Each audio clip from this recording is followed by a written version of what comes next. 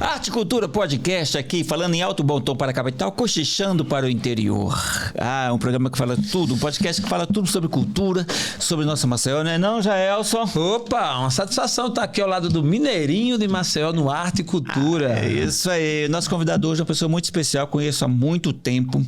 Ele mandou fiquei com inveja, viu, gente? Eu fiquei com inveja. Ele mandou um currículo pra gente aqui, como pré-apresentação, só que não coube. A gente trouxe o currículo dele num caminhão. Comecei a escrever aqui. Entendeu? Tinha um camalhaço assim de coisa, que a experiência que esse cara tem é um absurdo. Então, ou seja, não deu nem pra gente estudar direito, né? O currículo dele, que é gigante. Vamos fazer direto a ponto. A gente vai fazer direto, né? E nada mais, nada menos do que o Keiler Simões. Bem-vindo, Keiler. Boa tarde, é um prazer. Boa tarde, bom dia, boa noite, né? Aqui, é isso mesmo. Conexão total. Pois é um prazer, né? Primeiramente, em rever Mineirinho, que a gente já se conhece há quase 30 anos, né, Mineirinho? Opa! Boa! E me mudou alguma coisa. Você é a mesma coisa. Não, me mudou, tinha franja. E já é assim, revê-lo. O Mineirinho, assim, a gente tem uma parceria, né, de algum tempo, assim. O Mineirinho, quando comecei a fazer os meus jornaizinhos, ele apoiava, ele tem um curso, né, uma aula de dança, e aí apoiava fazendo anúncio comigo. Então, assim, é um prazer estar aqui. E, assim, depois que ele voltou para o Maceió, né, agora tem alguns anos, a gente não perdeu mais contato. Boa. Então, bom demais. Rapaz, com 17 anos de idade, rapaz, chegava lá no estúdio com guia ensaio. Que massa. E, assim, é um cara que eu acho que já nasceu pra cultura, entendeu? É um cara que conhece tudo e conhece a todos, é o que é mais importante. Bom, né? Demais, tudo e bom tudo. Demais. Eu peguei o bonde andando nesse contexto, né? Eu aqui, como estou como co-host aqui no Arte e Cultura Podcast, e tive a oportunidade, já conheci inclusive o Keiler, mas em outras situações, né? Meio que de negócios, mas hoje o lado cultural mesmo. Assim, a gente fez aqui um briefing, e é muito interessante. Temos e teremos o que falar, não é? Opa, muito o que falar. O tema de hoje é um tema bem interessante, a gente falar sobre produção cultural. Olha só, para escolher o tema como foi, difícil, né? Porque... Foi a confusão, né? Porque o cara é uma enciclopédia. Então, assim... Então, mas aí a gente escolheu produção cultural porque, entretanto, ele também faz esse trabalho, pelo que eu percebi, o que mais faz. Mas Keiler Simões, jornalista, produtor cultural, comunicador, vi algo em comum entre nós dois, porque ele gosta do rádio também. Eu sou fã do rádio, não fiz rádio como você, mas assim, sempre gostei, já tem uma história no rádio, tanto que tem um episódio meu no The Cast, que é O Menino do Rádio. Ótimo. Outro dia você vai assistir também. Meu prazer. Mas Keiler, partindo do princípio da produção cultural, o conceito de produção cultural, para quem está chegando agora, para quem não entende, para quem não conhece, como é que a gente entende a produção cultural? É complexo, né? Tanto é que, assim, hoje em dia existem cursos universitários de produção cultural, infelizmente Alagoas ainda não tem, né? Mas acho que isso é questão de tempo.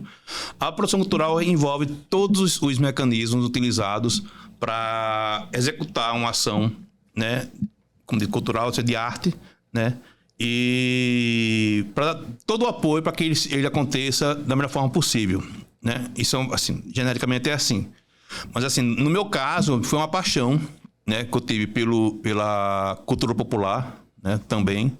Né? Tive o prazer de conhecer Ranilson França e outros mestres, né, a cultura popular na veia mesmo, como mestre Edilinho, mestre Venâncio, Benon, Dona Hilda, Toró do Rojão, que, assim, eu era apaixonado por Toró do Rojão, a loucura dele. Nem todo mundo tinha paciência com Toró do Rojão, porque ele era muito desbocado, mas era isso que me atraía no Toró. Ele é bem imperativo, né?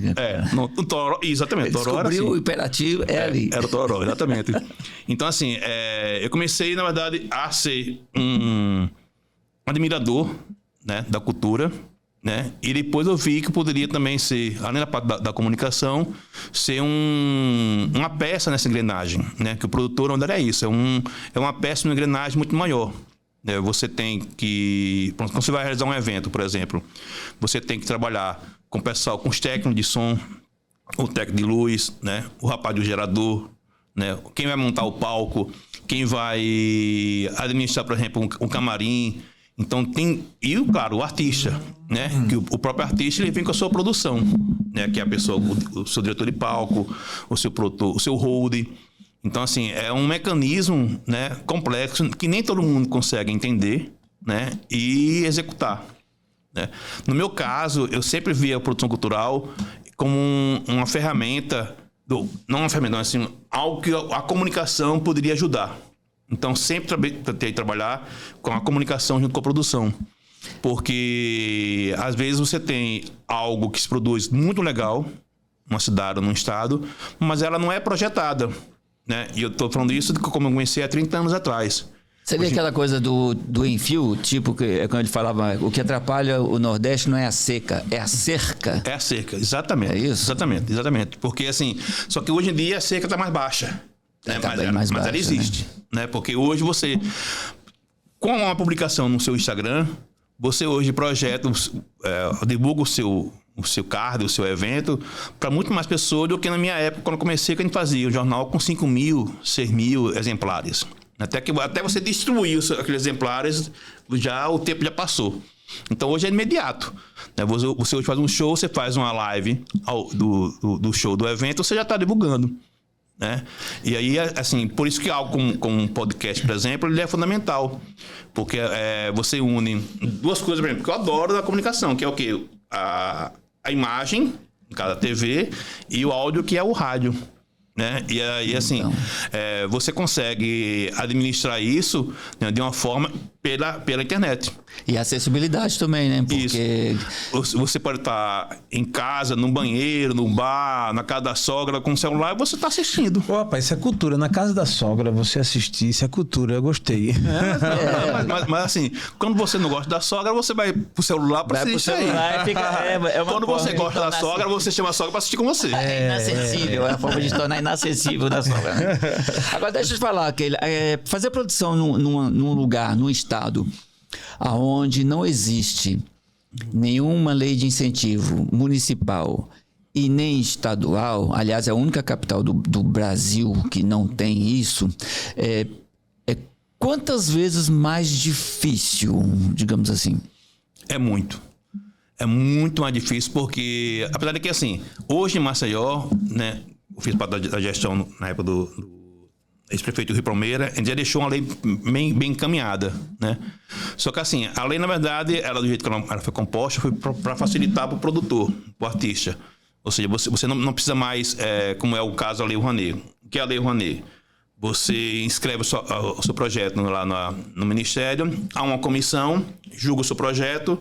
Se eles aprovarem esse projeto por inteiro, você recebe um certificado que lhe dá direito a correr atrás dos empresários e até tem percentual, tá? Meio por cento do que a pessoa pode pagar de imposto. Que a empresa ela deduz, né? Ela deduz do... Então, se queira ou não queira, o Estado, ele banca a Lei Rouanet, né? Isso. Seja por renúncia, mas banca, né? Exatamente. Só que aí é mais trabalhoso.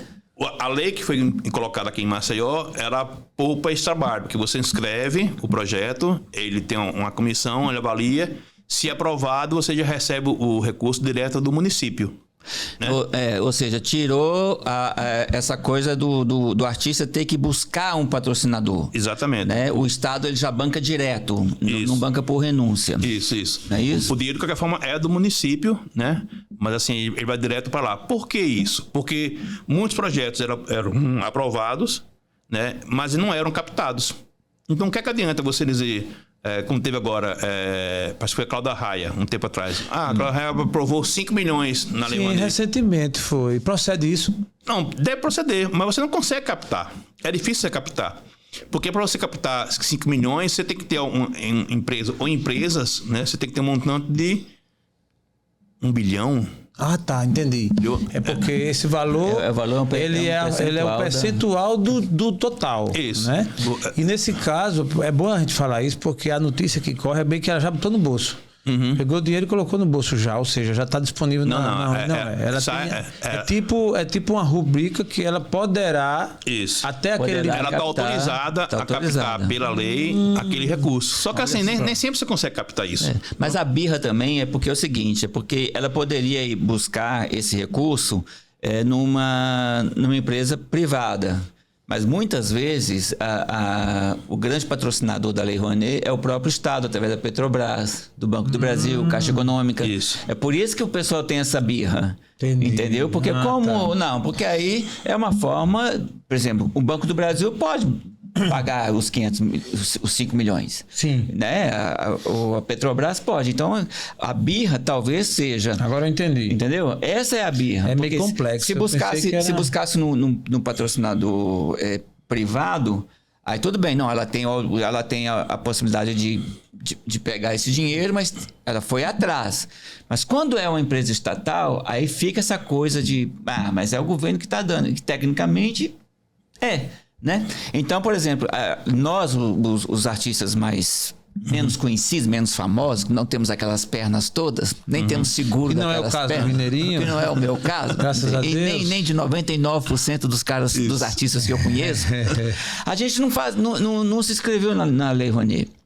Por quê? Porque a gente achava assim uma grande perda de tempo, digamos assim. Tá. Porque é muito trabalhoso você enquadrar, dá um trabalho, rapaz. Você não imagina a burocracia que é. E quando aprova, fala, aprovei, vai captar. Aí chega lá em qualquer empresa, aqui ó, projeto Mineirinho, aprovado. Beleza. Aí na mesma hora chega o da Cláudia Raia. O da Cláudia Raia. O cara patrocina o que ele quiser. Ele vai falar Tem que chamar o Keila para ajudar. Por isso que você tem escritórios hoje, né? Tem empresas para captação. Né? Mas ela vai fazer a mesma coisa. Ela vai captar para a Cláudia Raia e vai captar para o Mineirinho. Pois é. Aí o recurso ele está lá. Eu patrocinaria a Cláudia Raia. Eu patrocinaria o Mineirinho. Aí eu dei por quê? Porque se eu estou em Alagoas, eu quero mais que o alagoano que vive em Alagoas se desenvolva. Porque o que acontece? Quando você tem projetos que são realizados no seu estado, né, ele vai mover uma engrenagem muito maior do que as pessoas pensam. Então você pensa assim, um projeto de 100 mil reais em Alagoas, ele movimenta, sei lá, acho que 3, 4 vezes isso. Né? Porque você vai gerar emprego, né? Você gera arrecadação de imposto, né? E você oportuniza as pessoas, no caso da parte de cultura, a ter um acesso a um bem cultural que ela não teria sem isso. Né? No caso, você falou da Petrobras Cultural, nós tivemos uma época onde haviam muitas empresas, né, estatais ou não, que lançavam seus editais, né, mas era assim, lançar o edital da Petrobras, mas um pré-requisito é que ele fosse inscrito na Lei Rouanet. Tá? Do mesmo jeito, mesmo, Itaú Cultural. Só que o Itaú Cultural foi o que ele fez, e aí por isso que depois deu aí um problema. Ele captava o recurso dele mesmo. Então, o próprio banco pegava o seu percentual e na Lei Rouanet ele inscrevia. Então, ele tinha 100 milhões de reais, né, do que ele ia pagar para o Estado. Aí lançava o edital, né, dizendo que era do Itaú Cultural. Mas não era, na verdade era da lei... Da Lei Rouanet. A Lei Rouanet ela surgiu para democratizar. Mas hoje existe projetos, acho que está até na mesa da Margareth Menezes, a ministra da Cultura, que é para, e o Lula falou isso até na campanha, de você setorizar. Né? Ou seja, você não tem como concorrer Rio-São Paulo, o Nordeste com Rio-São Paulo ou Norte. Se a gente aqui no Nordeste tem essa dificuldade, imagine o Norte. Pois é. Então, assim, é muito difícil. Então, a proposta que tem lá no Ministério é de organizar isso para que não haja essa concorrência. Onde, assim... tem uma parcela do recurso que é para o Nordeste, uma parcela de recurso que é para o Rio, né, no caso do Sudeste. Seria nos moldes da Aldir Blanc. Mais ou menos assim. Que chegou na ponta. Eu digo que chegou na ponta porque eu recebi da Aldir Blanc. Exatamente. Entendeu? Porque, assim, aí eu posso dizer, foi a minha primeira vez que eu recebi Porque é uma evolução. Então, com o tempo assim, a gente vai vendo isso, porque é normal. Ninguém vai criar algo, né? Infelizmente é tentativa e erro. E aí, assim, nisso a gente consegue andar. Agora, para isso, é preciso que tenham artistas. Isso a gente tem. Artistas com talento e tal. Mas precisa ter uma produção capacitada. Porque se você não tem uma produção capacitada, você não consegue elaborar um bom projeto. Entendeu? E depois prestar contas. Porque o cara... eu recebi o recurso. Mas se você receber aquele recurso e não souber administrar... e depois prestar contas, você vai ser negativado. Quando abrir um outro edital, você não consegue mais captar. Então, assim, a produção cultural ela tem que ser vista como algo a ser aperfeiçoado. Então, assim, eu imagino que daqui a alguns anos, 5 anos no máximo, a gente tenha um curso universitário de produção cultural. Entre outras coisas, né? Porque senão a coisa não vai evoluir. E você tem esse curso no âmbito particular ou técnico, alguma coisa nesse sentido? Aqui não, aqui em Alagoas não. Mas em outras cidades eu já soube que tem. Porque no meu curso de teatro, por exemplo, da Martins Pena no Rio, tinha matéria de produção cultural. Né? Tinha canto, corpo, produção cultural. Mas aí era muito ampassão também. Não era nada muito... Entendeu? E o pior é que depois que você se torna um artista profissional, você vê que você não é nada. Você não é ninguém sem uma produção. Exatamente. É uma coisa absurda. E deve ser frustrante como a gente é dependente. E a gente tem que aprender a fazer isso. Tanto é que eu até mudei um pouco o conceito. Não é mais um artista, é um profissional da arte. Porque o artista hoje ele tem que saber enquadrar um projeto. Ele tem que... o tempo que ele perde, que ele deixa de criar, ele tem que estar estudando. Então, ou seja, é um cara que tem que ter uma cozinha, tem que ter um estoque bem feito e não só estar na vitrine. O artista de hoje ele tem que estar no estoque, tem que estar na vitrine, tem que estar vendendo, tem que estar correndo. Por isso, assim, tem uma pergunta que o artista ouve que deve ser aquela faca no coração, como qualquer um, né? Que tem assim, você pode fazer de graça? Opa! Né? Eu tenho que pagar você alguma coisa? Pô, o cara vai se apresentar, ou seja, um artista individual, um grupo. Tem Tem uma pergunta pior, tipo assim, você também trabalha ou só faz só canta, exatamente. Né? Você também trabalha ou só dança? O cara, não, eu também trabalho, tá? É como se não... E tem a facada também, né? A facada é, quanto é seu cachê? Tudo isso, né? Muito caro. Quer dizer, você dá o preço no seu trabalho, é uma coisa absurda. Então, assim, é muito complicado isso. Complicado. Por isso, assim, no caso dos músicos, né? Aqui nós tivemos a Ordem dos Músicos, né, em Alagoas. Hoje tem só uma representação. Não é o suficiente. Uma ordem não é o suficiente. Né? O que a gente tem que ter aqui é um sindicato, na verdade, uma série de sindicatos. Né? Acho que cada segmento tem que ter o seu sindicato. Se isso não acontecer, a gente vai voltar a chover no molhado. Porque, assim, um estado ou uma cidade, né? Diga, Alagoas, Maceió, que Maceió é a capital, né? Que tem os talentos que nós temos aqui em atividade. Né? Que você vai lembrar agora, dar um exemplo. Cacá Diegues veio aqui filmar a continuação do Deus Brasileiro. 90% do elenco foi alagoano. Será que Cacá Diegues ele deixou de trazer Mariana Ximenes, por exemplo, e optou aqui por Ivanaísa porque era mais barato? Não, ele viu o talento da Ivanaísa. Inclusive, até no primeiro, a Ivanaísa participou, ele criou aquele personagem para ela, né? Exatamente. Então, assim, o talento nós temos. Pronto, eu dou um exemplo aqui da Ivanaísa. A Ivanaísa é uma atriz, né? Uma fantástica atriz, me dou muito bem com a Ivanaísa. É uma empreendedora, está aqui com o Homerinho, sendo construído, finalizado um teatro, né? Aqui no coração de Jaraguá, né?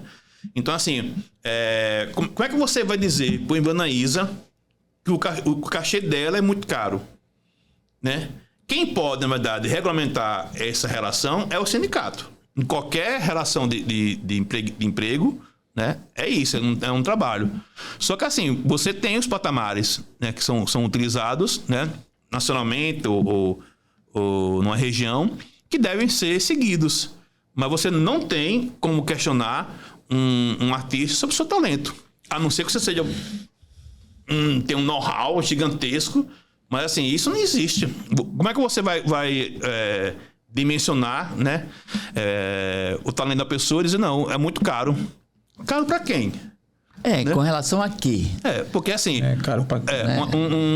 uma pessoa de dança, para a pessoa chegar, né, onde esse jovem rapaz chegou, é muito difícil. São horas diárias de treino, de ensaio, de ouvir coisas novas, de tudo. Então, assim, é muito investimento.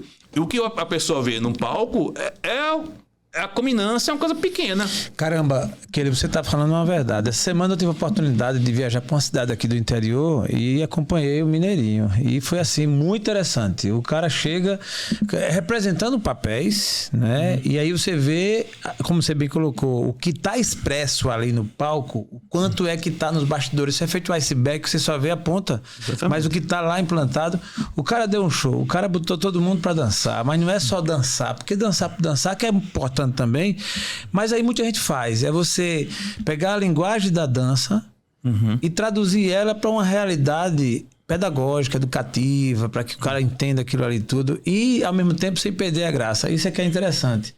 Eu gostei demais, inclusive eu tô até querendo o meu cachê também, porque eu segurei a mala dele, eu fiz foto. Entendeu? Ele foi de Maricuia, mas a mala que segurou você. Eu quero estar aproveitando aqui para registrar. Como a gente depende da produção. Eu não sabia que isso era produção, pô. Aí eu segurei a mala dele, eu tirei foto, eu fiquei lá, fiquei buscando algo, eu fiquei arretando. Pô, tu vai me ajudar um negocinho? R$10. Opa. Fala em produção. O que o produtor tem que estar disposto a fazer? Eu dou um exemplo. Quando eu trabalhava com a banda Oxi, né, nós fomos fazer um show lá na Guaxuma. E era andar numa casa, né? Só que o pessoal usava a casa para fazer shows, né? E aí, assim, você tem que ter um tapete para colocar a bateria. E o nosso baterista esqueceu o tapete. Né? Por que o tapete? O tapete é pra não, eu acho que vai ser batera, né? Nossa amiga aqui da produção da batera. Então o que aconteceu? Eu vejo a cena. Ele tá tocando, e o que acontece? O bumbo vai andando. É mesmo, O bumbo vai andando. Putz. Imagina a cena. Aí primeiro você vai tentando empurrar, né? Segurando lá, o show rolando, né? Eu vou lá segurando o bumbo. Tem uma hora que eu disse, não tem jeito. Eu fui pra baixo, eu fiquei embaixo dele, segurando os pés do bumbo, pro bumbo não andar. Fiquei mais de meia hora ali. E imagine o bumbo no seu ouvido. Então, assim, não há nada na produção que eu me neguei a fazer. E eu acho assim, você não deve se negar. Porque assim, ou você se entrega de corpo e alma, e na cultura é assim, né? Ou você não faz. Eu não vou levar água pro fulano, porque isso não é minha função. Não, eu não vou pegar o case do guitarrista, porque é o hold. Às vezes, quem tá ali trabalhando, nem o hold tem. Sim. Pô, e assim, quando o artista tá no palco, é um momento dele. Então, você tem que entender o seguinte, também assim, você ajuda até o próprio ego do artista, ele merece isso, esse acalento, e você pegar lá o instrumento do cara, guardar, né, e leva pro camarim. Você não vai morrer por isso. Jamais. Pelo contrário. Independente do que você faça, você não vai morrer por isso. Você vai conquistar mais ainda um amigo, né, e você vai ajudar que aquele artista ou aquela banda, ela se desenvolva. Porque o cara diz, não, na próxima eu já vou chamar um hold. Aí o cara investe num hold. O que é o hold? O hold é aquele assistente de palco, vamos dizer assim, que normalmente assim, você tem um hold de batera. Então ele vai montar a bateria, é isso aí, amigo, né? Vai passar a bateria, um espaço, outros nem. Mas vai passar a bateria. Quando o cara conhece, o que é passar a bateria? É fazer no som. Entendi. Tom, caixa, aquela zoada que a gente ouve normalmente é à tarde. À tarde, tem razão. No teatro, é o cara, por exemplo, que vai pegar... A contra-regra, né? O contra-regra. Trocar uma peça de roupa, ou vai dizer assim, que às vezes tem uma cena muito rápida, o cara tá lá no bastidor, ele já tá com aquela roupa pronta, o cara mete... O rodo do Mineirinho faz o quê? Assim, só pra eu saber. O rodo do Mineirinho ri muito. Agora, ele fez esse espetáculo... Ele anda com a mala de 1935, né? 35 mala. Porque a sua rodo é a sua esposa, né? Eu vi, ela é fantástica, porque assim, via lá atrás, porque ele deixa... Pelo que eu vi, o bastidor com a luz, né? Contra a luz. Então você vê um movimento de troca de figurino. Você tem que prestar atenção, porque quando você tira a vista aqui, olha, tem outro Mineirinho. Exatamente. E é muito rápido. Assim, muito rápido. Agora, já fiz produção sozinho, trocando de roupa lá atrás, e já fiz produção também com um grande elenco, com uma cozinha enorme.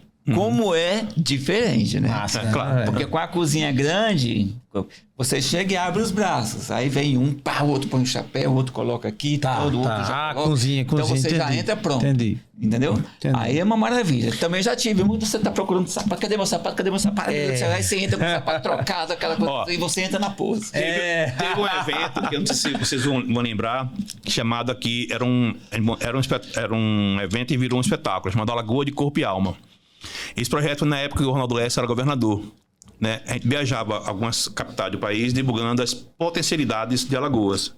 Então você tinha o Sebrae ia com a gente, né, com a parte do artesanato. Teve no Rio, não teve? Tivemos no Rio, foi a nossa maior edição. Foi, eu no estive Rio. lá, Isso. assistindo, na feira, E aí- na feira São Cristóvão. São Cristóvão. Isso. Lá foi o seu Nelson Rabeco quando tocou. Meu Deus do céu. O seu Nelson, a gente chorou. Porque alguns artistas, né, nosso DMPB, não foram vaiados, mas foram... Tiveram uma resistência. Porque não era o tipo de som que estava lá. Mas assim, teve 2 figuras que se apresentaram que ganharam aquela feira. Nelson da Rabeca, com aquela simpatia, aquele talento imenso, quando a Menita, né? E Toró do Rojão. Quando esses 2 subiram no palco, né? Cada um no seu momento, foi assim, a culminância. E você sabe que eu comprei o CD do Toró do Rojão lá a preço de ouro. Foi? Foi. Depois que ele foi, na outra semana eu fui. E tá os camelôs vendendo, eles acharam não sei onde e tava replicando, vendendo, A pirataria, pois é. E aí esse projeto virou um espetáculo, chamado também Alagoa de Corpo e Alma, que a gente fazia lá no Teodoro. Por que esse espetáculo? Porque o trade turístico pediu, né, para a Secretaria de Turismo, né, era a Patrícia Mourão que estava lá, eu trabalhava com ela, que precisava ter uma programação para segundas-feiras. Então assim, quem disse, segundas-feiras os músicos normalmente... Então é a folga deles. Vamos montar um espetáculo Então bebo. que já existe. Então bebo, tô se recuperando. Ou então tô de ressaca. Não é bebo, não. E a gente montou o espetáculo, né, Alagoa de Corpo e Alma. Olha o elenco, né, que nós tínhamos. Numa noite só, cada um cantava uma música, aí por isso que entra a história da produção, que é muito rápido. Carlos Moura, Maclen, Júnior Almeida, Elaine Kundera, Toró do Rojão, Nelson da Rabeca, Bando de Pífaro, Santa Mulher de Marechal Deodoro, quem mais? Júnior Almeida já falei. Tem uma galera, né? Chau tava. O Chau não, na época não. Tchau do Pif, né, que chama, né? Então nós tínhamos. Aí o Estado não deu condições de a gente montar. Para mim era quase a nossa produção ideal para aquele espetáculo. Então nós tínhamos 2 ou 3 holds, né? Porque na verdade assim, quem bancava o espetáculo era o Estado. E tudo que entrava de bilheteria no Teatro Deodoro era revertido para era uma associação, eu não lembro qual era, que tinha de ajuda, né? Então, assim, a gente montou uma estrutura de produção que era quase o ideal.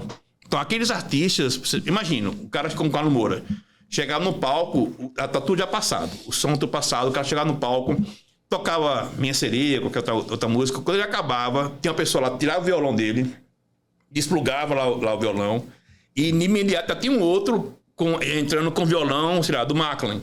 Chegava no palco, plugava o violão, já estava lá passado o som na mesa de som e a coisa rolando. E com a outra luz. Então cada um se apresentava com uma luz especial. E isso nós fizemos por quase uns 6 meses lá no Teodoro. Deve ter sido em 2007. Então, assim, a gente dava, sem falar, né? Você tinha uma série de camarins recheados, né? Então, a gente fazia de tudo para receber bem o nosso artista. Não é fazer graça. Mas, assim, você tem que ter um camarim... Com dignidade, né? Isso, bem produzido, entendeu? Você tem que ter os salgadinhos, os docinhos, o que cada um queria.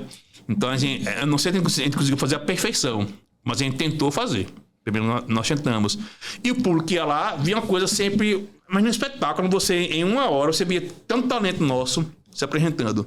A banda de Pífaro tocava, por exemplo, lá fora, né, recebendo o pessoal no teatro, e de repente ela já ia lá para trás, pro bastidor, e entrava no palco tocando depois. Caramba.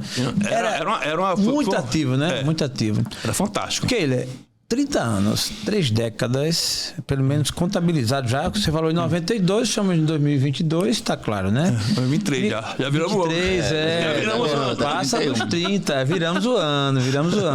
Mas, Kelly, curiosidade nossa, acredito que da audiência também, qual o primeiro momento da tua jornada na cultura em que foi marcante. Vamos falar da primeira década. Se a gente dividir aqui em 3 décadas, a primeira, a segunda e a terceira. Na primeira década, qual foi aquele momento que você te trouxe emoção, marcou?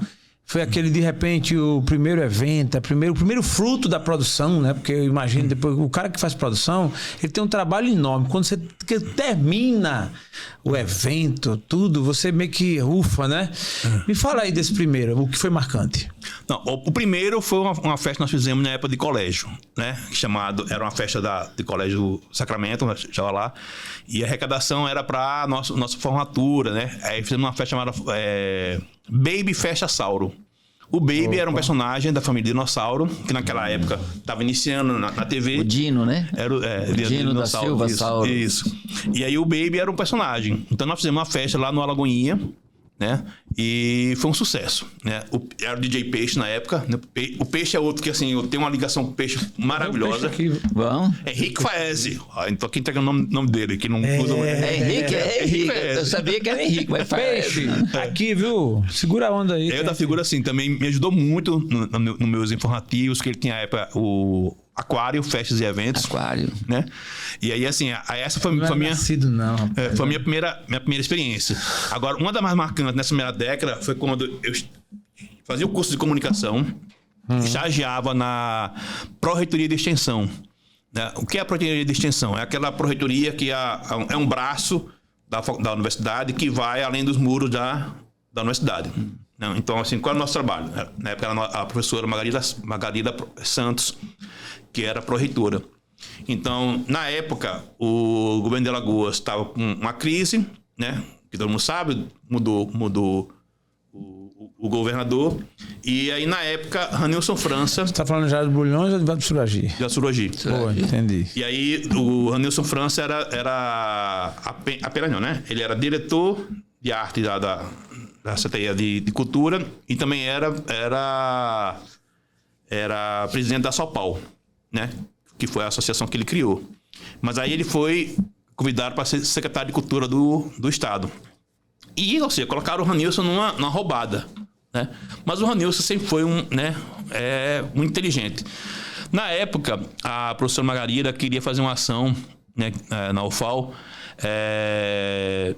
que pudesse dar uma projeção, não só para a UFAL, mas que desse uma contribuição no Estado. E aí o Ranilson fez a seguinte proposta: Margarida, vamos recuperar, vamos revitalizar, vamos reviver o fandango do Pontal. E eu ouvi essa conversa dele por telefone, né? Eu nem sabia o que era fandango do Pontal. Fandango na época pra mim ia ser o salgado, né? Fandango E aí o que é o fandango do Pontal? O fandango é como se fosse a marujada, só que só existe esse grupo aqui em Alagoas, né? Lá no Pontal, lá. Existia um mestre chamado Mestre Zaldino, né? Que era o único que tinha ainda alguma lembrança das músicas do fandango. E aí o Ranilson conhecia esse mestre. Então aí a Proex disse: não, vamos fazer um trabalho de recuperação desse grupo. E aí nós, na época, era eu e Marcos Rodrigues, Marcos Chola, né, jornalista, que estavam na época como estagiários. Eu conheci o Chola. Marcos Chola, exatamente. Conheci. Então nós dois íamos todas as terças e quintas, né, com o Pirinho, que era o cinegrafista lá do curso de comunicação, acompanhar o ensaio do fandango. Né? E que não era só ensaio, porque era muito difícil na época. Imagine você ter um grupo de pescadores, tudo aquele machão, tendo que dançar e cantar. Então, no início era assim, era aquele balanço pra cá. Tá? Entendi. E aí o mestre Zaldino já tinha um molejo, né? Mas ele tinha 2 filhos dele que eu ajudava, né? Eu tenho até a foto dele até no meu Instagram, desses ensaios. E aí era um trabalho de realmente fazer a coisa acontecer. O Zaldino tinha as músicas na cabeça e aí qual era o nosso trabalho? A gente gravava o áudio para ficar registrado e o Peninho fazia o vídeo desses ensaios todos, né? E aí, só que assim, tem uma hora que você deixa de ser o agente da comunicação, né, passivo, que você tá lá só para registrar. Aí não teve jeito. Ainda mais o Chola, que é atirado. Aí o Marco Chola começou, na verdade, assim, a quase que até dançar com eles. Aí o que a gente viu? Eles mesmo perceberam que aquele negócio de dançar ou cantar não é nada demais. né? Você tinha, na época, um pivetão, eu era de 20 e poucos anos, e a gente ficava lá, né? Eu nunca fui muito de dançar, Mineirinho sabe disso, mas eu vou fazer umas aulas com o Mineirinho. Mas assim, a gente fazia o trabalho de ajudar a quebrar esse preconceito que eles tinham. Então era assim, eram as noites maravilhosas, porque a gente passava lá, era de 7 até 10 da noite lá, fazendo esses ensaios e conversando com os mestres, e fazendo esses registros. Então, ou seja, acabou que deu uma força, né, também para a revitalização. Foi importantíssimo. Onde deixa assim, o jornalista sai, quem estava lá registrando, e entra o produtor que estava lá, né? E é assim, até hoje eu tenho um caso de amor eterno com o Fandango, né? Mestre Zaldino, infelizmente, alguns anos depois faleceu. Aí o filho dele, na época chamado de Ronaldo, mas depois virou o Mestre Pancho, assumiu o Fandango. E ele faleceu agora há 2 anos, né? No auge da pandemia ele faleceu. E aí hoje é o Vavá. O Vavá, inclusive, é um integrante que entrou após esse momento.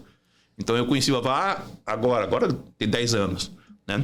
Mas então, só tem esse Fandango ou já tem mais? Só existe esse, né? O Fandango é uma marujada ou uma chegança, tipo a chegança, tem músicas próprias, né? Então é uma história de navio de guerra que se perde no mar. E aí é lindo. E as músicas são maravilhosas. Eu sou um apaixonado por Fandango, assim.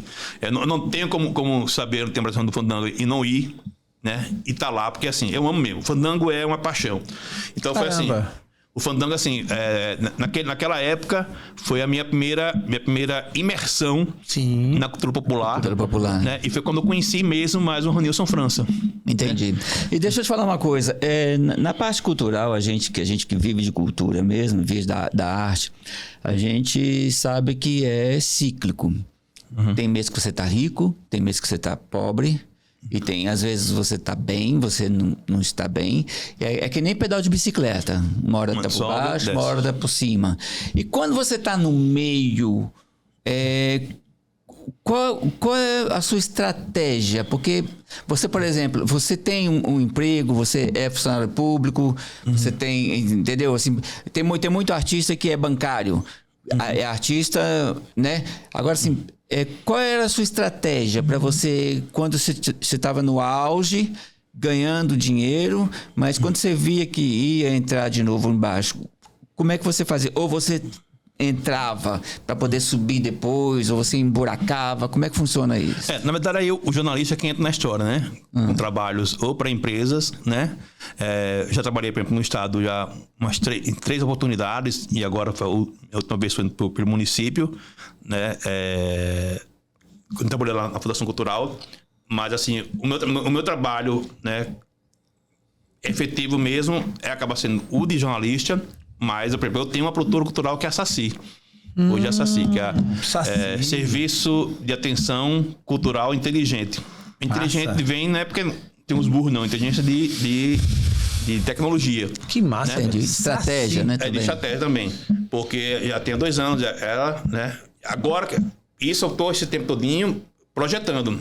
Aí esse ano que eu espero que ele agora venha fazer a execução dos projetos que ele estava colocando, né? Porque realmente quando ela surgiu na pandemia. Então, assim, alguns projetos nós estamos com eles já bem encaminhados, depende, por exemplo, da lei Paulo Gustavo. Que, para quem está ligado, a lei Paulo Gustavo, ela vai atender com 3 milhões e 400 mil, 3 bilhões e 400 milhões a comunidade cultural, né, que era para ter acontecido no final do ano retrasado, né, até quando o Paulo Gustavo faleceu. E aí, por causa do desgoverno que nós tínhamos, né? Teve um veto e tal. Isso. Tudo. Mas quando você estava assim, já teve ocasião de você estar bem, daí a pouco, emburacou. Já. Aí, porque assim, eu sei porque a gente sempre tem esses altos e baixos, né? Então, assim, a partir do momento que eu tive o meu primeiro baixo, e foi um baixo muito bacana, né? Muito bacana, muito porra. Aí me ligou um alerta, entendeu? Então, assim, automaticamente, na minha primeira subida, eu já procurei me organizar melhor. Me organizar, entendeu? Porque não foi fácil. Então, assim, eu fico às vezes, quando o cara assim, vive de cultura, o cara é cultura, ele trabalha de cultura, vive disso, de arte. Nem tudo que sobe, meu querido, uma hora desce. Senão... Não é tudo não. Tudo. Não. Senão o céu... É a lei da física. Não, senão o céu tava cheio de vareta de foguete. Tudo Tem que coisa que sobe, não- uma hora cai. Mas aí Mas tem sobe coisa, de novo. Mas tem coisa que nem sobe. Tem coisa que nem sobe. Não, a maioria não sobe, inclusive, né? O mundo artístico é assim. Eles estão falando do preço da gasolina, tenho certeza, né? Tá.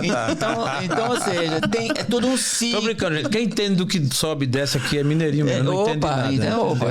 Entendo muito. Já subi, já desceu muito. O cara é artista, né? Ganhou muito dinheiro, depois não ganhou, por aí vai. Mas esse é o sobe e desce. Como é que você vive nessa gangorra aí? Como é que você se ajeita? É isso, assim, quem me ajuda mais é o lado jornalístico, né? Eu faço trabalho de assessoria de comunicação, né? Para empresas ou individualmente, né? Políticos ou grupos mesmo.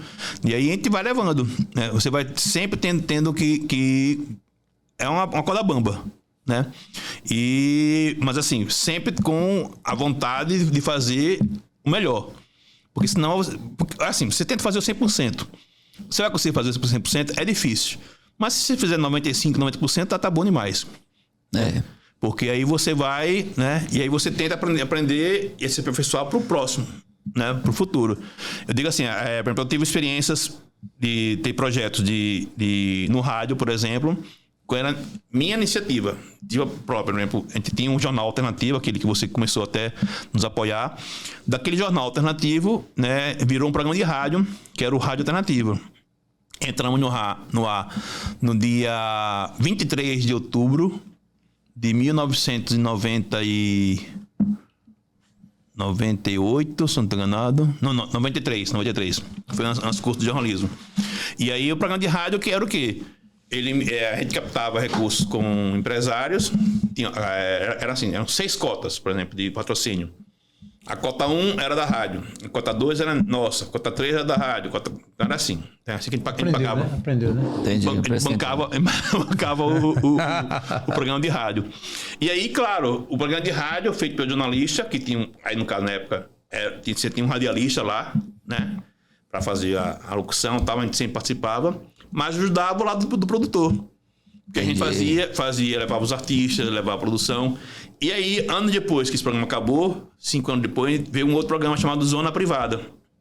Que foi, na verdade, a gente não conseguiu registrar isso de fato, mas a gente sabe que foi. Nós fomos o primeiro programa de rádio no Brasil a ser transmitido inteiramente também pela internet. Em 1998. Né?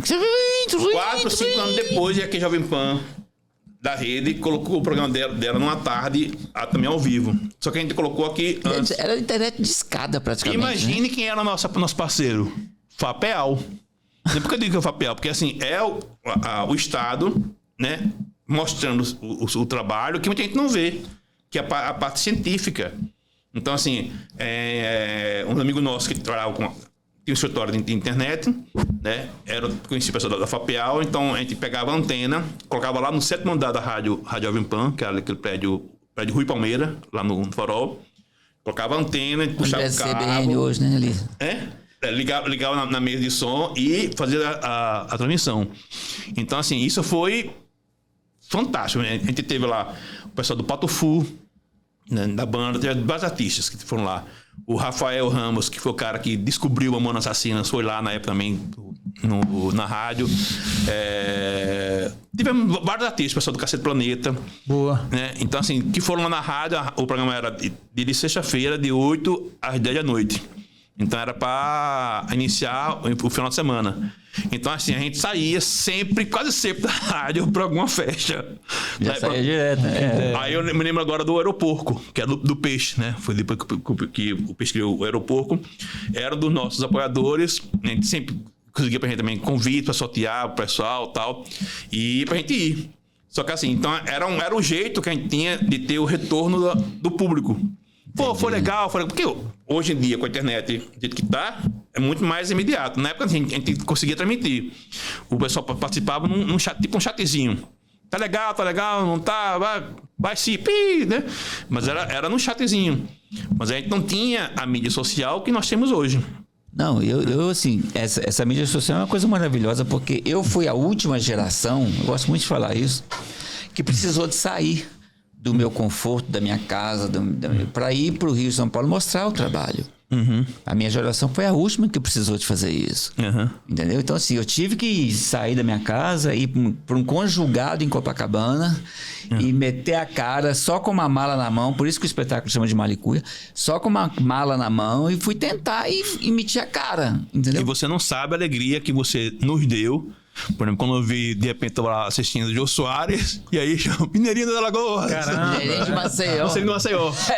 Gente de Maceió. E aí, tempo depois, fui falando da dança solta no programa da Ana Maria Braga. Foi tão bom que ainda hoje eu fico dizendo que é meu amigo, porque foi no Jô Soares. Então, assim, assim, não, tô falando sério, lógico. porque pra gente que já lhe conhecia, né, sabia, pô, fantástico. Porque assim, a gente sabe do talento do Mineirinho, e você vê, por exemplo, que o Jô Soares, pra quem hoje em dia não sabe, né, o Jô Soares era um programa de... Ainda é, né? Mas ainda era o programa mais disputado pra você conseguir dar uma entrevista. Hoje é o Arte Cultura profissão, né? Exatamente. E era um programa que ia ao ar Hoje é o Arte Cultura quase meia-noite. Né? Vai ser, se não for, mas vai ser. Gostei. A bênção aqui do Keller Simões, muito bom. Não, a gente tem que pensar positivo, né? Pensar positivo. Não, tem sim, tem que pensar Keller, positivo. você falou da primeira década, vamos pra segunda agora, né? Tu deve ter muitas histórias boas, a gente tá só reservando algumas, assim. Na segunda década, um momento que te marcou aí, com quem você trabalhou, uma produção que você fez... A segunda década foi quando eu tive a oportunidade de trabalhar, como falei, no governo do estado, né? Eu acho que o Alagoa de Corpo e Alma, acho que foi o projeto. Porque assim, a gente teve a oportunidade, só pra você ter ideia, eu ia antes, né? Um mês antes, 15 dias antes, naquela cidade, fazer os contatos que o pessoal da imprensa já fazia, né? Até para você ter ideia, até para ver quais eram os táxis, os pontos de táxis que tinham lá próximo do local e avisar que naquele dia tem um evento, tem todo esse trabalho, né, de logística, né? Logística, de pré-produção. E só que assim, sempre era pontual.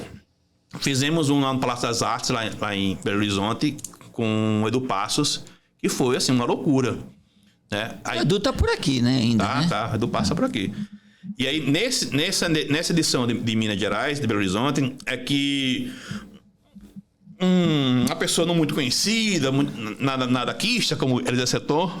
Ih, rapaz. Elisa Seton é uma figura. Ele chegou para Patrícia Mourão, que era a secretária, e falou com o Ronaldo Lessa, que é o governador, disse, eu queria fazer uma apresentação, né, no Alagoa de Corpo e Alma. Né, tocar uma voz de violão, fazer uma brincadeirinha e tal. E a gente já conhecia o talento do Eliezer. O Eliezer, inclusive, assim, disse, eu nem quero cachê, mas a gente não ia levar um artista e pagar cachê, né? Claro que se for pagando cachê, ele levando para ele. Então, o que nós tínhamos? O Edu Passos fazia a parte de dança, né?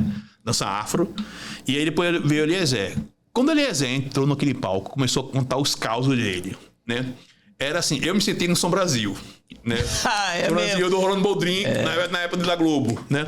Porque assim, a gente via as coisas de Alagoas sendo contadas em Minas, e o Eliezer tinha sacado de pegar o seguinte, ele disse, de Minas, o que é que tem em Minas que tem a ver com Alagoas? Ele fazia esse link. E ele é um cara muito inteligente. Ele pensa muito rápido. Ele é uma sumidade, o Eliezer. Sim. Aí, graças ao Eliezer, quando nós voltamos para Maceió, vimos o sucesso, é que montou-se uma grade, né, de levar também outros músicos, artistas para o Alagoa de Corpo e Alma. Por isso que o Alagoa de Corpo foi muito marcante.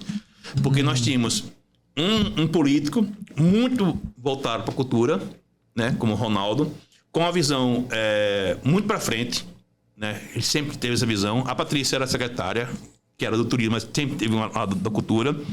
Eu trabalhava com o Fernanda Resnick, né, que foi a minha madrinha, inclusive, nessa história de entrar no estado, foi com a Fernanda. E a gente andava como uma engrenagem. A gente pensava sempre para frente, né? Então a gente começou a levar os artistas para edições de Alagoa de Corpo e Alma. Vamos para Teresina, lá no Piauí. Quente. Você não viu um galinho se mexendo. Caramba. Porque não tinha nem vento. Era muito quente, era muito abafado, né?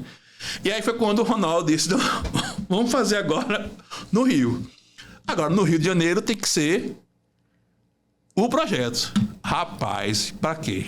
Quando você coloca isso na mão de uma Patrícia Mourão da vida, pronto. Aí o projeto sempre acontecia no local só. No Rio nós fizemos em pelo menos 12. Não, foi loucura. Que a Feira de São Cristóvão colocaram uma rua no nome de Maceió. Isso. Aí a gente tinha Feira de São Cristóvão, nós temos o Sesc, que é a parte de gastronomia. Sesc Copacabana, não foi? Sesc Copacabana foi onde nós ficamos, né? Mas tinha um outro Sesc que tem essa parte da parte da culinária. A Feira de São Cristóvão. Assim, se for o teatro... Eita, que é o nosso aqui... Castro Alves? Sérgio Cardoso. Não tem lá um Sérgio Cardoso? Um pequenininho. Não, lá tem um teatro de boa. Tem uma porrada de teatro. Mas aí nós fizemos assim, era fantástico. E você coordenar isso era loucura. Porque assim, imagina a gente levou. Se aquele avião caísse. A cultura tinha ido embora, né? Levou todo mundo lá. Quase mais de 100 artistas daqui pra lá. E muitos foram, inclusive, de ônibus. Né, que o pessoal mais novo, né? Que o pessoal da banda, porque quem foi de avião foi o pessoal mais velho, mas queria já entrar no início, porque foram 10 dias de programação. Então quem ia estar no início do Alagoas de Corpo e Alma. E a gente não ia deixar uma pessoa assim, não, você vai tocar no início, bota pra Lagoa, depois volta pra... Não o pessoal ficar direto. Ficou os 10 dias lá, né? E assim, isso foi um trabalho muito grande, né, de Patrícia e com Fernanda, para articular a viabilizar isso financeiramente, porque o Estado não tinha dinheiro. Então, a gente conseguiu, na época, até o valor, R$200 mil com a Petrobras para financiar esse projeto. E o projeto deu 206 mil. Os outros 6 mil foi o Estado que bancou. Ou seja, a gente teve 99% do projeto pago pela iniciativa privada, que é, na verdade, porque a Petrobras era de recursos privados também. E foi o que viabilizou. Hoje em dia, um projeto como esse não sai menos do que 1 milhão, tenho certeza. Não, só de passagem, porque pelo amor de Deus. E assim, só de passagem. Quando a gente um avião, né? O Toró do Rojão, na Feira de São Cristóvão, o senhor Bolsonaro, o seu Nelson da Rabeca, lá, assim, era maravilhoso. O Hermeto Pascoal tocou até com o seu Nelson lá na Feira de São Cristóvão. Então, esse projeto em si, na minha segunda década, assim, foi o... Muito bom. Foi a culminância. Foi seu legado, né? Digamos assim, foi um legado. Fantástico. Aquilo ali foi fantástico, porque, assim, você se realizar. Eu dei a sorte de fazer... Assim, eu trabalho como acho que todo mundo, né? Eu trabalho com quem gosta. Boa. Você não tem como trabalhar com quem não gosta. Na verdade, a gente não trabalha, né? A gente se diverte. Não trabalha, né? Porque eu acho que... Eu já falei algumas vezes, a gente nasce 2 vezes, né? A primeira que a gente nasce mesmo, a segunda a gente nasce quando a gente descobre para que a gente nasceu. Exatamente. A gente só não deve casar entre uma coisa e outra. Casar depois que você descobriu, porque aí antes de você descobrir, você casa com uma mulher que não vai topar aquilo aí, vai dar uma dor de cabeça. Mas hoje tem uma reforma, pode ser feita uma reforma. Né? Então é bem difícil, bacana isso. Mas assim, já aconteceu muitas vezes a pessoa conversar comigo, até assim, parente. Você trabalha com o quê? Eu falei, não, eu danço. Sim, mas você ganha dinheiro como? Eu falei, com dança. Eu falei, não, mas... E você vive de quê? Eu falei, não, é que me pagam pra eu dançar. Entendeu? Então, assim, é difícil da pessoa encarar... É verdade. E quando é que você tira as férias? Eu não tiro férias. Por que você não tira férias? Porque eu não trabalho. Só tira férias quem trabalha. Você precisa de descansar. Você já viu o Fernando Montenegro tirar férias? Não tira. Entendeu? Tem muito artista que quer morrer no palco. Quer morrer ali.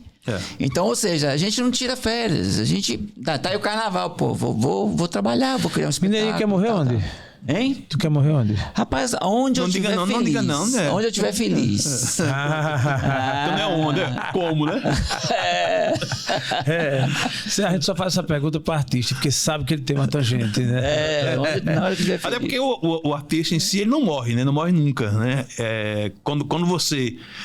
Basta você conquistar um coração, você vai ser eterno sempre.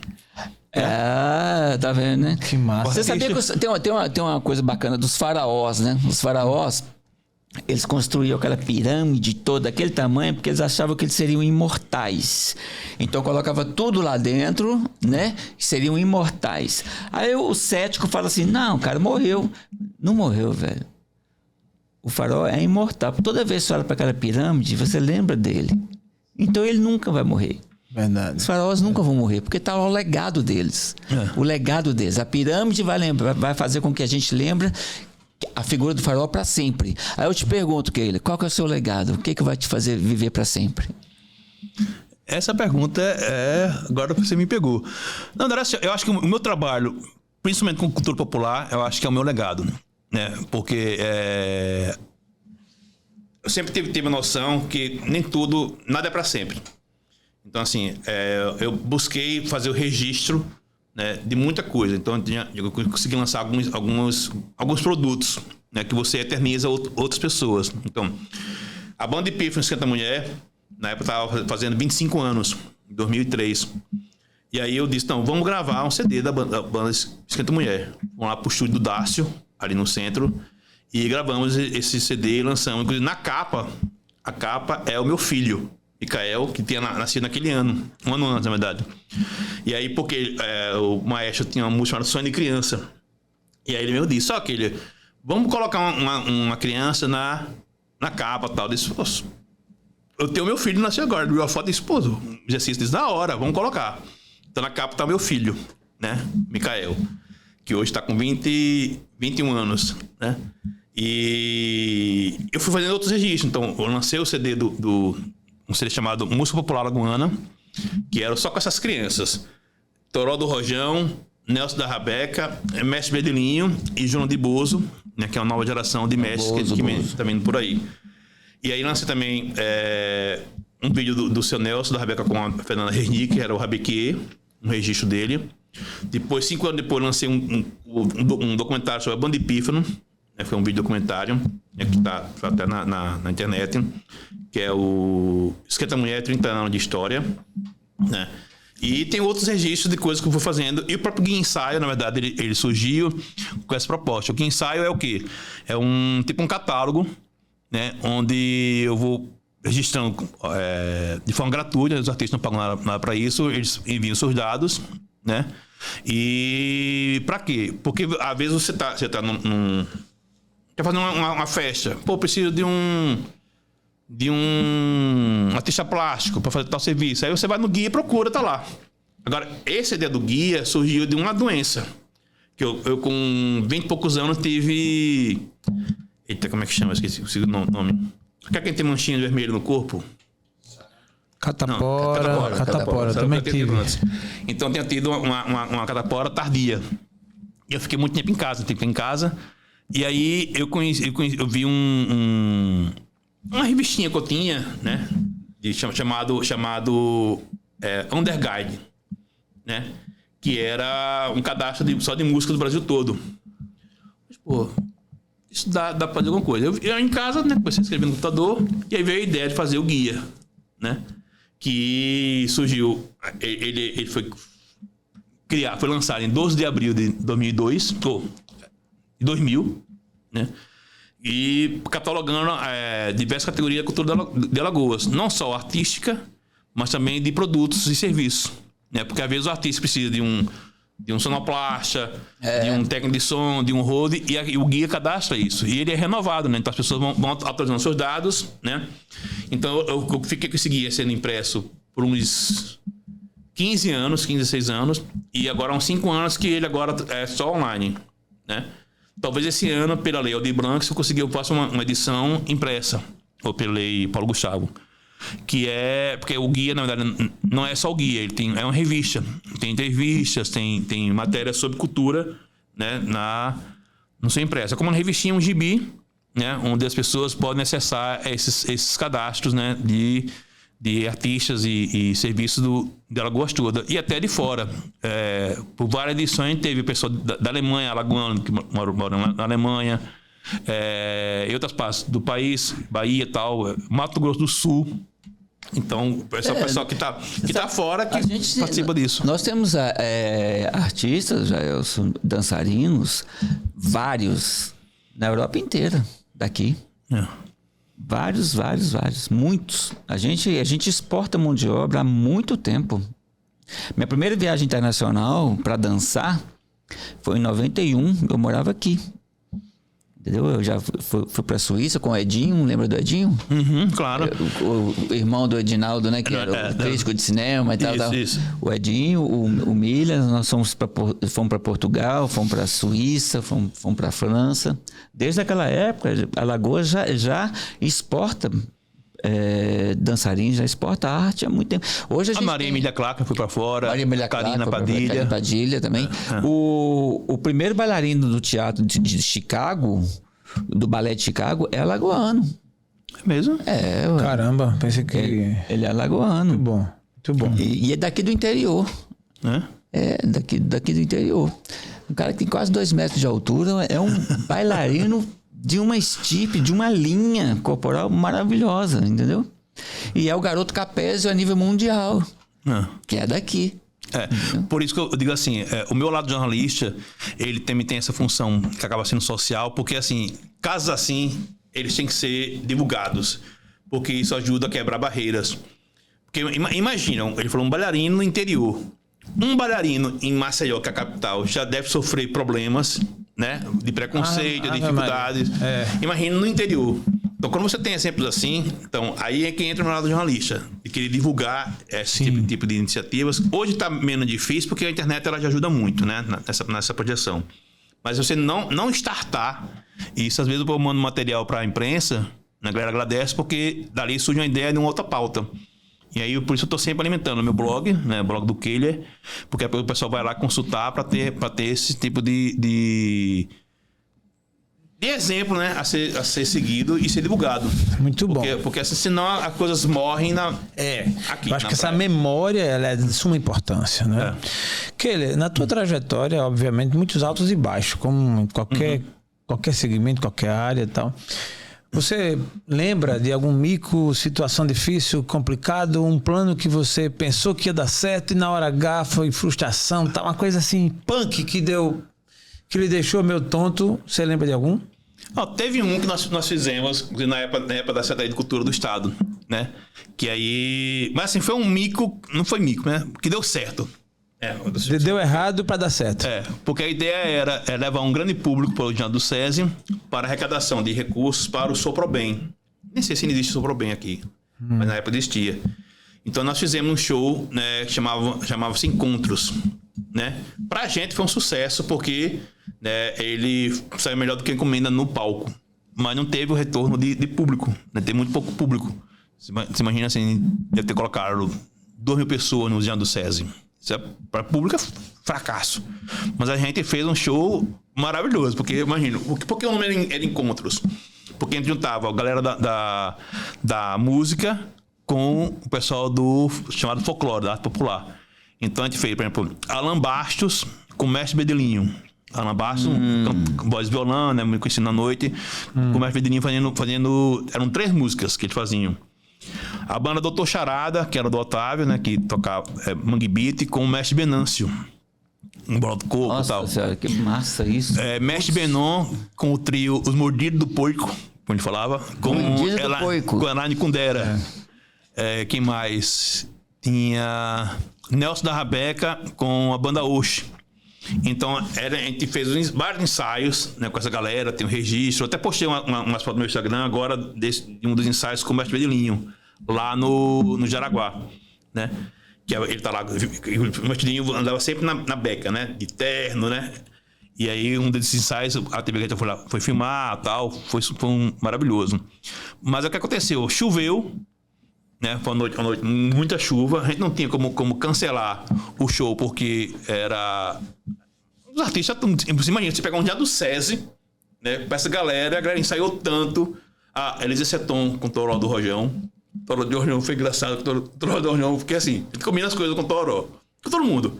Olha, você vai cantar uma música, 2 músicas e você sai do palco. Sim. Toró do Rojão não quis sair do palco. Não sai não. Porque o público adorou o Toró do Rojão. Começou a fazer umas danças, né, circular, né, no palco. Ele adorou. E aí era combinado. Você tem um momento do Toró do Rojão, no caso do artista popular. Depois vinha o artista da MPB. Depois... aí faziam os 2 juntos e depois era o show só do pessoal da MPB. Essa era a sequência. Então o Toró do Rojão se apresentou, fez a parte com o Elezé como combinado, mas na época ele tinha que sair pro Elezé finalizar o show. E cadê o Toró sair? Querendo cantar. Não saía nada não saía de jeito nenhum. Ninguém queria que ele saísse. Meu Deus. Aí que entra, na verdade, assim, a experiência de um Elezé Seton. Elezé Seton embarcou na história. Deixa eu não vai sair, então vamos fazer junto. E entrou. Pois eu tô falando com você. Ele tem uma inteligência artística muito então, assim, grande. aí, assim, Nesse momento, assim, é porque a gente não filmou esse show. Foi um pecado não ter filmado esse show. Você viu o Lezé no Rolando Boldrin? Vi, sim. O Eliezer. Que show os dois juntos, hein? Não, pois é. Já tem um programa daquele formato com o Eliezer, você não acha que seria legal? De história, né? Eu acho que o Eliezer podia... devia ter um programa na TV educativa daqui, alguma coisa nesse sentido, porque o Eliezer é um cara muito foda. Não, ele é top. E o Eliezer, além disso, ele é um grande pai, porque ele fez uns filhos maravilhosos. Assim, adoro todos eles. Jacques, né? Jacques Seton é o que mais tem mais contato, porque ele é músico. Assim, todos eles são maravilhosos, né? E aí, assim, e o Eliezer eu espero que ainda tenha aquela cachorrinha. Quando eu encontrava com ele na praia, andando com a cachorrinha pequenininha, aí é desproporcional, né? O Eliezer é daquele tamanho, com a cachorrinha pequenininha, só Dessa maisinha, né? Tipo uma bacezinha, sabe? Pequenininha. E aí, assim, eu sempre tava com ele na praia, né, andando com ela. E, qual é o nome da cachorra? Eu lembrar o nome dela. E assim, o Eliezer é fantástico. Além do talento que ele tem a história de abrir portas, né? E assim, ele se autoproduz. Pronto, o Eliezer é um tipo de artista que é improduzível. Por que eu digo que é improduzível? Porque ele, na verdade, ele por si só já se produz. Ele tem uma cabeça muito legal. Assim, ele se vende bem. Se vende bem. Ele sabe como montar um espetáculo. Ele se dirige muito bem. Ele sabe como ganhar a plateia. E, assim, ele é muito inteligente. Então, ele sempre sabe onde ele vai se apresentar. Então, por exemplo, no Alagoas de Copialma, o que foi que ele fez? Ele criava histórias, pesquisava qual era o link que existia entre Maceió, ou Alagoas, com aquela cidade, com aquele estado que ele iria se apresentar no Alagoas de Copialma. Então, na verdade, aí não é nem que ele se produzia bem. Ele é um cara que... ele fazia o dever de casa. É o que todo artista deve fazer. Também, né? exatamente. Agora, quem está entrando na produção agora, quem está querendo, porque tem muita gente aí, porque eu sou produtor, que não sei o que e tal. Pra gente entrar na reta aqui, na última curva dessa chegada, qual conselho que você dá, velho? Porque a gente vê muita gente dando soco em ponta de faca e sofrendo muito porque não tem noção, ou acha que tem todas as noções do mundo e acha que produção é TikTok, é celular, que ajuda muito, mas não é isso, né? Então, qual seria o caminho das pedras para quem quer ser produtor? Para quem quer ser produtor e não produtor que vai aparecer na frente da câmera, não produtor que... Porque o pior cara do mundo é aquele produtor que chega na frente é o amigo do artista, digamos assim, entendeu? Não, porque isso aqui não pode, isso aqui não pode, isso aqui não pode, isso aqui não pode. O que você sugere aí pro cara ter uma vida de produção de 30 anos, que já pode aposentar daqui a pouco? Pode, mas não vai. Vai demorar. Então, o que você sugere pro cara pra fazer? Mindeirinho, assim, eu não sei se eu conseguiria ter essa condição de dar esse conselho. Mas, assim, eu acho assim, como hoje em dia a produção cultural ainda não tem um curso superior, aqui em Alagoas, reconhecido e tal, que funciona, eu acho assim, estude, né? Leia muito, né? E se você tiver no início da sua vida, seus 20 anos, viaje. Viaje, porque assim, é o que vai dar experiência e novos pontos de vista. Às vezes a gente fica só no nosso núcleozinho e acha que aquilo é o nosso mundo, né? Mas só que o mundo é muito maior do que a gente pensa, né? A internet ajuda, né? Ajuda você ver, eu queria ir para Machu Picchu. Eu quero ir para Machu Picchu, mas assim, eu leio muito, vejo muito vídeo para me preparar para ir. Então, eu acho assim, você tem que estudar para você não ser só mais um. Porque se você for só mais um, não tem muito porquê. Você tem que buscar ser o melhor. Vai conseguir, a gente não sabe, mas pelo menos você vai tentar, né? Porque assim, acho que a produção cultural ela é uma profissão ingrata no sentido que o reconhecimento ele vem muito devagar. E muitas vezes o reconhecimento ele é interno, né? Por exemplo, ninguém fala assim, fulano é produtor. Ah lá o produtor do fulano. Aquele ali é o produtor do ciclano. Não, o cara vê o fulano e vê o ciclano. Mas toda essa estrutura por trás, o cara não aparece. Então, além disso, o cara ainda tem que ser pragmático, né? Quer dizer, tem que se contentar em não aparecer. Não, e saber que tudo aquilo que acontece na sua vida, ela é uma experiência que você vai precisar depois. Vou contar aqui rapidinho um exemplo. Quando foi... Maceió recebeu o título de capital americana da cultura, era a CAC, né? Vinícius Palmeira, na época, ele era um dos coordenadores dessa ação. E aí, para lançar essa CAC, né? Não lembro nem um ano direito, mas eu acho que era 97, 98, se eu não estou enganado. Não, 2001. Foi depois de 2000, quando estava aqui. 2001, 2002, E aí foi montado um palco gigantesco lá no Jaraguá para o show do Djavan. O Djavan, acho que também tocou Vado, teve vários artistas locais que tocaram. E aí, só que assim, tinha a própria CAC, CAC que é a capital, né? Ela tinha a proposta de você também investir no artista local, né? Então, a gente criou, o Vinícius me chamou, na época eu trabalhava na área de cultura, mas ele me chamou para trabalhar nesse evento em si. De montar uma programação com os artistas da cultura popular. E aí, o que a gente resolveu? Vamos fazer o seguinte, vamos montar alguns tablados em Jaraguá, na parte interna de Jaraguá, onde os grupos se apresentem e de forma itinerante. Então, o grupo se apresenta um tempo nesse palco, depois vai para outro e vai, né, se apresentando. E aí, cada produtor ficava com um grupo. Eu, claro, apaixonado por Dona Hilda, fiquei com Dona Hilda. O pagode comigo ninguém pode. Certo. Né? Então eu ia com ela para todos os tablados, né? Entendeu? Jaraguá, né? E aí tinha, cada tablado tinha é um tablado de 440. Tinha chuto de água, tudo, né? Bem. E aí a gente ia seguindo esse itinerário. Eram 4 ou 5 palcos. Foi um show, foi uma loucura, né? Porque assim, tinha o Guerreiro do Benon, tinha o pagode do mestre Venâncio, nós tivemos o Vedininho, tivemos o mestre Juvenal, tivemos vários mestres se apresentando nesses tablados. Quando acabou, né, nós estávamos lá na Praça Marcílio Dias e eu estava esgotado, né? Mas assim, realizado, né? Eu até fiquei com um tempo com o pessoal do grupo da Dona Hilda, esperando o ônibus dele chegar e tal, e sair, e passar. Eles foram. Pronto, aí passa-se um tempo. Passa, na verdade, 11 anos, 12 anos. E aí, a gente trabalhou na época para... A cultura estava, né, apoiando o candidato Rui Palmeira para ser candidato à prefeitura na época e tal. E a cultura tinha, na verdade, um papel muito grande nessa campanha. E aí, bolou-se uma atividade, né? Que era assim, a cultura tem que se projetar já no início da gestão. E aí, o que era essas coisas? Era arte popular, cultura popular. Então, assim, o que nós vamos fazer? Vamos montar um tablado na praia, né, para os grupos apresentarem.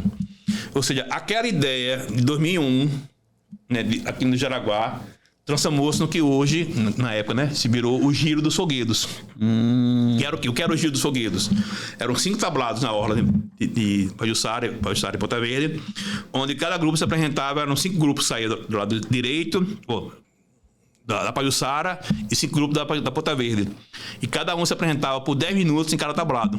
Ah, aquele rodízio, né?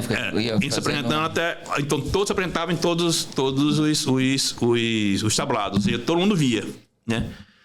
Para os grupos, aquele era muito novo, né? Mas a gente foi fazendo. Porque o que acontecia? Dificilmente a gente tinha lá um grupo que a gente não conhecia. Ou que não nos conhecêssemos. Entendi. Não nos conhecêssemos. Então, assim, eles confiavam na gente. Ó, vai por mim, vai dar certo. Mas só 10 minutos?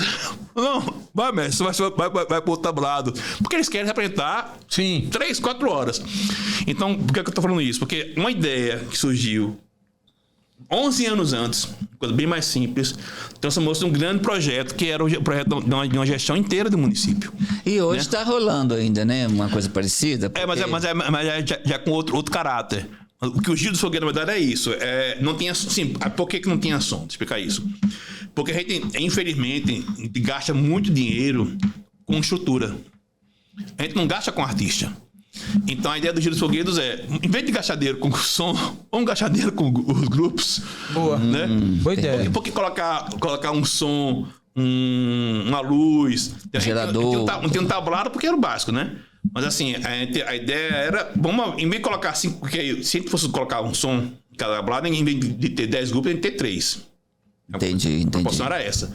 Então, vamos ampliar isso para os grupos. Então, o Giro dos Foguedos surgiu devido a uma ideia de 11 anos antes, mas com essa proposta de que o recurso municipal, o custo público, fosse mais para quem deveria ir, que é o artista. Então, assim, é uma experiência que a gente teve, que reverteu um outro projeto que foi um sucesso, que do Giro dos Foguedos é que veio o Natal dos Foguedos. Que foi já no final da gestão, que foi aquela... Nós levamos 103 grupos, 5 mil brincantes na rua, desfilando para o Maceió, no Natal. Eu participei também. Exatamente. Além de você ter os foguetes natalinos, né, que era que o Fandango também é natalino. O Guerreiro, o Reizado, que não tem quase nenhum Reizado aqui. Tem as quadrilhas também, participaram, né? Aí colocamos as quadrilhas, os cocos. Então, assim, gerações imensas, que era uma loucura, porque aqui era por edital. Só você escrevia, tinha uma seleção, fazia a documentação, porque imagina você pagar, empenhar com um processo que você reserva o recurso público para pagamento de um artista, por exemplo. 103 grupos. Era uma loucura. Imagina. A gente chegava 8 da manhã na fundação, saíamos várias vezes assim, até o pessoal acompanhava pela mídia social, saíamos de lá 9 da noite. Imagina, o desafio, né, Kelly? Eu vou fazer minha última pergunta, estou muito contente já com o que ouvi, a gente já deu aqui um passeio, né, nessas últimas décadas e com a sua experiência. Queria perguntar sobre o dia de hoje. Atualmente, é óbvio que a memória ela é muito importante, eu também sou uma pessoa que eu cultivo a memória, eu acho que a cultura, inclusive, ela tem esse papel, né, de preservar a memória, e sempre que a gente reacende, reaquece, como a exemplo desse trabalho que foi feito, né? E outros que vão sendo aí e tal, cada um com seu modelo, com seu caráter.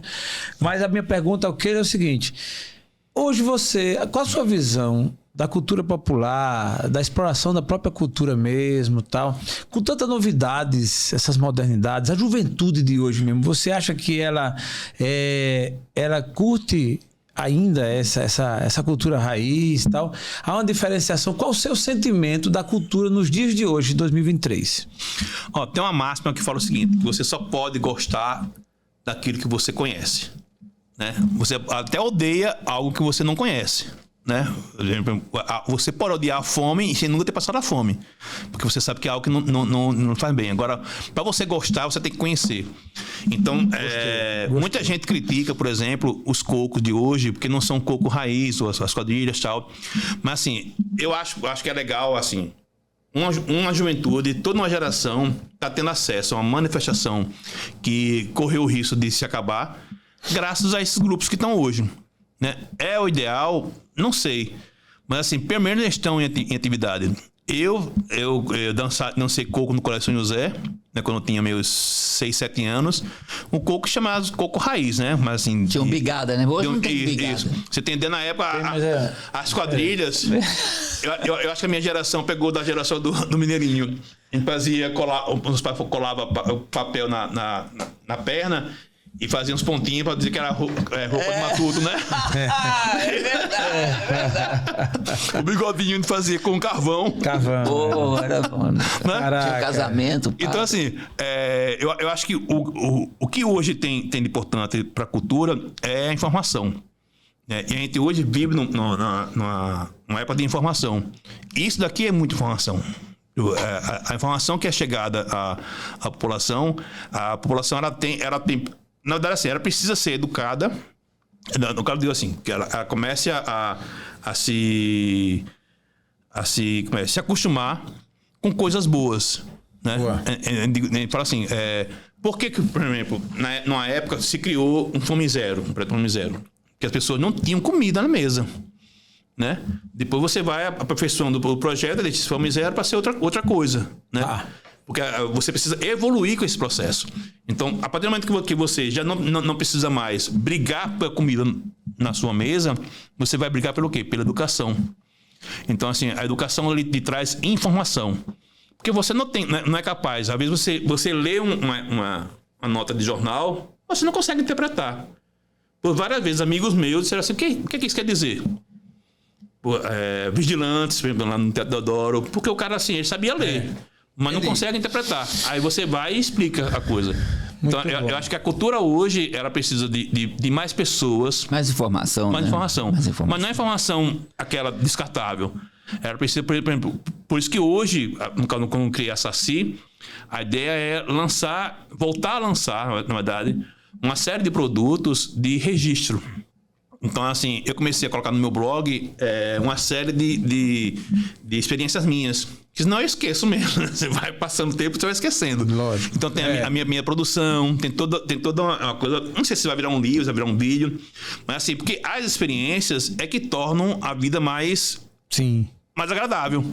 E as pessoas vão aprender. Então, assim, a gente passa. O nosso tempo aqui é muito rápido, né? E aí você deixa isso como um legado. Né, como assim, eu gosto de falar isso, eu tive o prazer e a honra mesmo de ter convivido com mestres como Bedilinho Venâncio, Toró do Rojão, mestre Juvenal Juvencio, Uzinho, Juvenal Juvencio, Juvenal Leonardo, mestre Virgínia, Nelson da Rabeca. Então são pessoas que eu convivi. Então assim, eu fiz até uma exposição de fotográfica chamada Meus Mestres, com essa experiência. E que não voltam mais, velho. Exatamente. E muitas coisas que eles faziam, que eles ficaram com eles. Não teve uma... Entendi. Foi por isso a minha pergunta. Mas eu estou muito satisfeito. Aí eu acho que Mineirinho... Eu queria que você desse os seus contatos, a sua rede social, que eu acho que é considerações muito importante. finais, falar alguma coisa que de repente que a gente deixou de tocar. Eu queria, assim, agradecer o convite, né? Vou me reportar aqui ao Mineirinho, porque pessoa que eu... Por favor. Porque assim, sempre fui muito admirador do trabalho do Mineirinho, da figura do Mineirinho, porque assim, ele é fantástico, assim, o Mineirinho você trabalhar com arte, né, em Alagoas, mesmo o cara sendo mineirinho de Maceió, né, não é fácil. E o pior que assim, ele optou, ele ia estar aqui por opção. É verdade. Podia estar no Rio, né, em Minas, mas ele está aqui por opção. Então, alguma coisa de errado na cabeça dele está meio desajustado.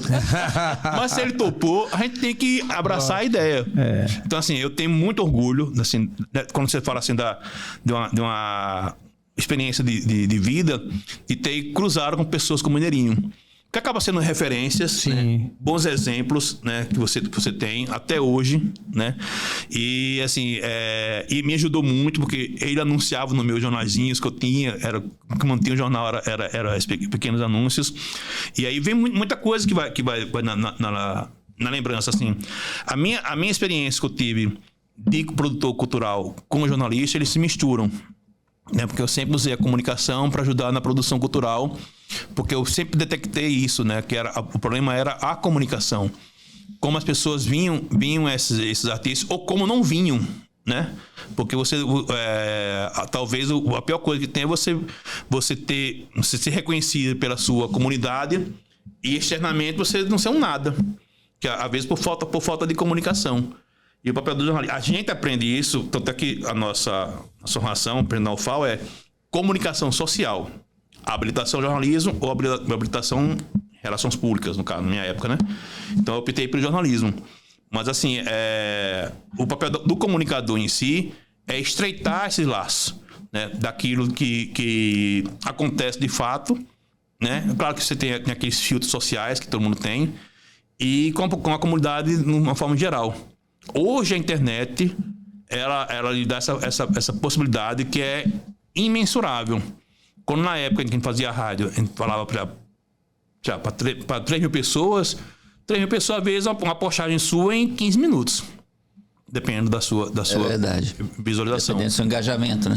O engajamento. Então, assim, o que eu acho importante é você saber, por isso que eu falo que a questão da educação é importante. Você tem que saber...